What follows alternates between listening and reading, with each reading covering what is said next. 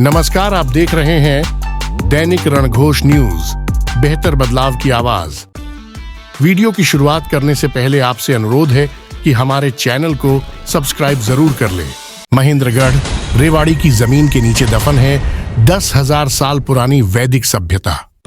11 जनवरी को रेवाड़ी के PWD rest house में दैनिक रणघोष के सहयोग से Indian national trust for art and cultural heritage यानी इंटैक ने करीब 1.5 घंटे तक प्रोजेक्ट पर दिखाए गए अपने दशकों के रिसर्च में जो दावा पेश किया, उसने रेवाड़ी महेंद्रगढ़ की जमीन को कुछ समय के लिए बेचैन कर दिया। इस कार्यशाला में जितने भी लोग मौजूद थे वे हैरानी से एक दूसरे को देखकर पूछ रहे थे कि अगर यह दावा सही साबित हुआ तो यह क्षेत्र वैदिक संस्कृति सभ्यता का जन्मदाता बन जाएगा। रेवाड़ी विधायक लक्ष्मण यादव ने कहा, यह बेहद ही गंभीर और गौरवशाली विषय है जिसके दावों को संबंधित सरकारी एजेंसियां भी काफी सही ठहरा चुकी है। इस पर लगातार कार्य क्यों नहीं हुआ, यह हैरान करने वाली बात है। 23 फरवरी को इस पर बड़ा सेमिनार किया जाएगा जिसमें चंडीगढ़, दिल्ली व देश भर के विशेषज्ञों को आमंत्रित किया जाएगा।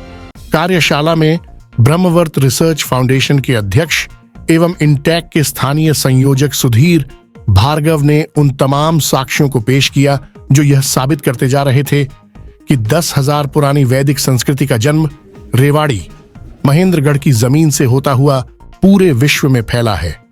यह ऋषि मुनियों की तपोभूमि रही है। सुधीर भार्गव पिछले 25 सालों से इस पर लगातार शोध करते आ रहे हैं। वे कई बड़े विशेषज्ञों से भी लगातार संपर्क में हैं।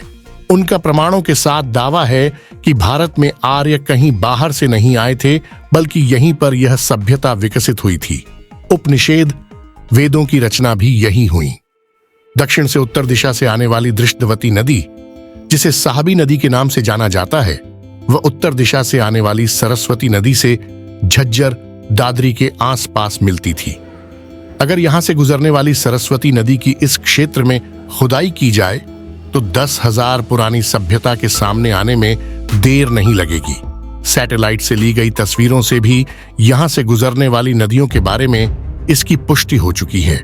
इस क्षेत्र में समय समय पर पुरातत्व विभाग, कुरुक्षेत्र यूनिवर्सिटी की टीम, जर्मन तक के शोधकर्ता दौरा कर चुके हैं। ऐसा समझा जाता है कि यह एक तरह से अध्यात्म की जन्मभूमि रही है, इसलिए इसे ब्रह्मवर्त भी कहा जाता है। मनुस्मृति की रचना ऋषि मुनियों की इसी तपोभूमि पर हुई थी।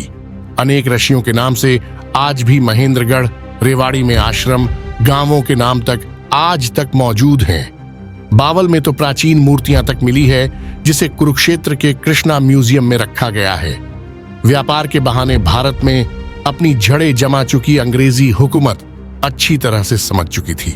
अगर इस देश पर लंबे समय तक राज करना है तो इसकी प्राचीन सांस्कृतिक विरासत, सभ्यता से संबंधित तमाम दस्तावेजों को खत्म करना होगा या उनकी मूल भावना से छेड़छाड़ करते हुए उसे गलत तरीके से दिखाना होगा। सबसे पहले अंग्रेज लेखक लॉर्ड मैकाले मैक्स मूलर ने इसे न्याय और जीवन दर्शन का सृष्टि का सबसे सर्वश्रेष्ठ ग्रंथ मानकर मनुस्मृति की मूल भावना से छेड़छाड़ करते हुए उसे विकृत तरीके से पेश कर दिया। इसका जिक्र वे अपनी पुस्तक निजी लिखे पत्रों में कर चुके हैं, जिसके प्रमाण मौजूद है। लंदन के सेंट पॉल कैथेड्रल संग्रहालय में रखी सर विलियम जोन्स की प्रतिमा में उनके हाथ में मनुस्मृति की पुस्तक दिखाई गई है। विलियम जोन्स ने मनुस्मृति का अंग्रेजी में अनुवाद किया था, जिससे अंदाजा लगाया जा सकता है कि अंग्रेजों के लिए मनुस्मृति क्या मायने रखती थी। अंग्रेजों की इन्हीं हरकतों की वजह से आज तक मनुस्मृति पर विवाद बना हुआ है।